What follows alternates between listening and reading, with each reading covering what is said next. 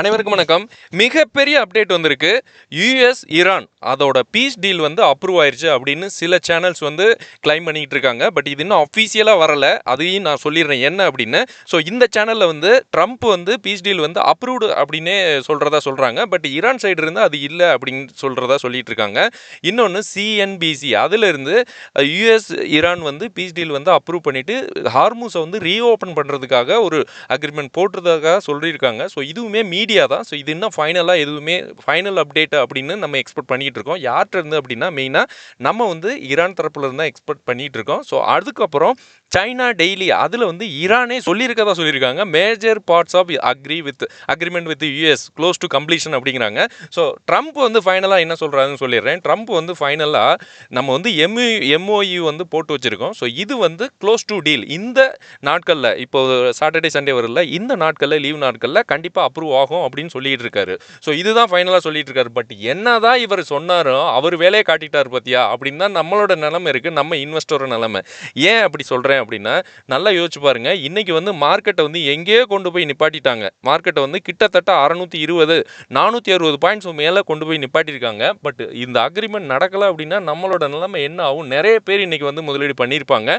So அதையும் பார்க்கணும். So இவர் ஏதாச்சும் வேறு ஏதாச்சும் பண்ணுறாரா அப்படிங்கிறது தான் பயமாக இருக்குது. ஸோ மாமா வேலையை காமிச்சிருவாரான்னு தெரியல. மண்டே பார்த்தா தெரியும். அதுக்கப்புறம் இவரை யாரும் நம்ப மாட்டாங்க.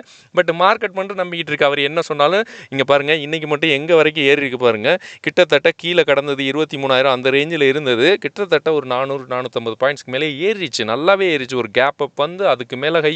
ஸோ இதெல்லாம் ஓகே. சப்போஸ் இது எல்லாமே உண்மை அப்படின்னா 500 பாயிண்ட்ஸ் மேலேயே பார்க்கலாம் நம்ம வந்து மண்டே எப்படி இருக்கும் அப்படின்னு. ஸோ நம்ம வந்து மிகப்பெரிய இன்னொரு ஸ்டாக் வந்து மூவ் ஆயிருக்கு அப்படின்னா எம்டார்டெக். இந்த ஸ்டாக் வந்து நேத்திக்கு கிட்டத்தட்ட 12% வரைக்கும் கீழே விழுந்தது. இன்னைக்கு வந்து கேப் அப் 5% 6% ஏறிட்டு நேற்று எப்படி விழுந்ததோ அதை விட மேலே நான் போயிருவேன்ப்பா அப்படின்னு போகிறாங்க. ஏன்னா ப்ளூம் எனர்ஜி வந்து ஏஐ அந்த டேட்டா சென்டர் பிஸ்னஸ் வந்து ஹோல்ட் பண்ணுறதுக்காக அவங்க ப்ராஜெக்ட் வந்து ஹோல்ட் ஆயிருக்கு அப்படின்னு ஒரு நியூஸ் வந்தது யூஎஸ் தரப்புல இருந்து. யூஎஸ் அந்த ஸ்டாக் வந்து யூஎஸ் ஸ்டாக். ஸோ அதுக்கு அவங்களுக்கு இவங்க நிறைய சப்ளை பண்ணுறதுனால இந்த ஸ்டாக்கை வந்து கீழே இறக்குனாங்க. அது வந்து நியூஸ் தான். நேற்றே சொன்னோம் இது வந்து நல்ல டிமாண்டில் இருக்குது அப்படின்னு. பட் இன்னைக்கு ஏறினதுக்கு மெயின் ரீசன் வந்து மார்க்கெட் சென்டிமெண்ட். ஸோ நேற்று நம்ம இதையும் தான் சொன்னோம்.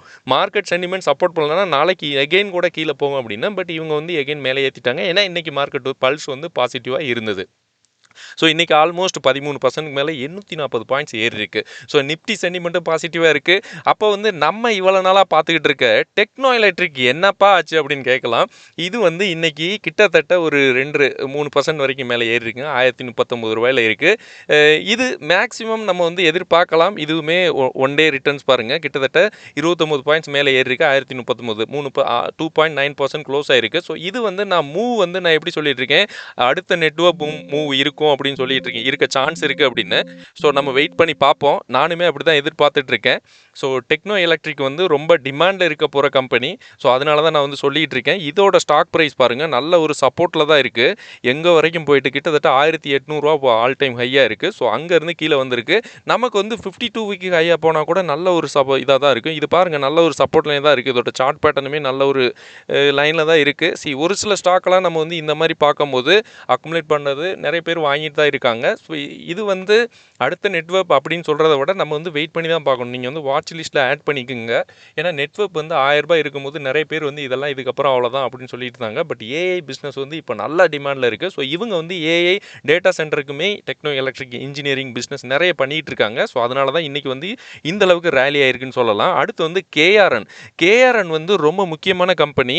அதாவது இவங்களுமே டேட்டா சென்டர் இந்த மாதிரி பிஸ்னஸும் இருக்குது. அதுக்கப்புறம் இது வந்து டிமாண்டில் இருக்குது, பவர் செக்டாரில் வந்துடும். ஸோ அதனால் இந்த கம்பெனி ஹீட் எக்ஸ்சேஞ்சஸ் மெயினாக பண்ணி கொடுக்குறதுனால இவங்களோட ப்ராடக்ட் வந்து நல்ல டிமாண்டில் இப்போதைக்கு இருக்குது.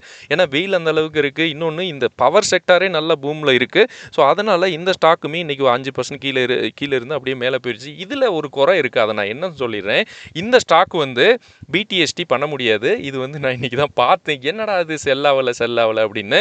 ஸோ இது வந்து பிடிஎஸ்டி பண்ண முடியாது. ஸோ அதை நீங்கள் மைண்டில் வச்சுக்கோங்க. சரி, நான் நிறைய ஸ்டாக்கில் அந்த மாதிரி இருக்குது. ஸோ இந்த ஸ்டாக் வந்து நான் அதை செக் பண்ணாமல் நான் என்ட்ரி கொடுத்துட்டேன். ஸோ இருந்தாலும் பரவாயில்ல, எனக்கு லக்கு தான். ஏன்னா நான் ஒன்றும் வெளியில் போகல, அதனால் எனக்கிட்ட லாபத்தில் தான் இருக்குது. பட் லக்கு வந்து மாமா கையில் தான் இருக்குது. மண்டே எப்படி பேசுவாரோ அப்படின்னு. நாளைக்கு நாளாண்டிக்கு இல்லை இன்னைக்கு ஈவினிங் கூட என்ன சொல்ல போகிறாரு அப்படிங்கிறது தெரில. ஸோ அடுத்து வந்து ஃபைனலாக நம்ம வந்து லுமேக்ஸ் ஆட்டோ இதையுமே நம்ம வந்து இன்றைக்கி என்ன பண்ணலாம், இதை வந்து தூக்கிடலாமா அப்படின்னு நினச்சிக்கிட்டு இருந்தோம். நம்ம இதில் இருக்கிறதுனால இது வந்து இன்றைக்கி 1.8% வந்து பாசிட்டிவில் க்ளோஸ் ஆகிருக்கு. ஸோ இது வந்து ஒரு நல்ல ஒரு பாசிட்டிவ் மூவாக தான் இருக்குது.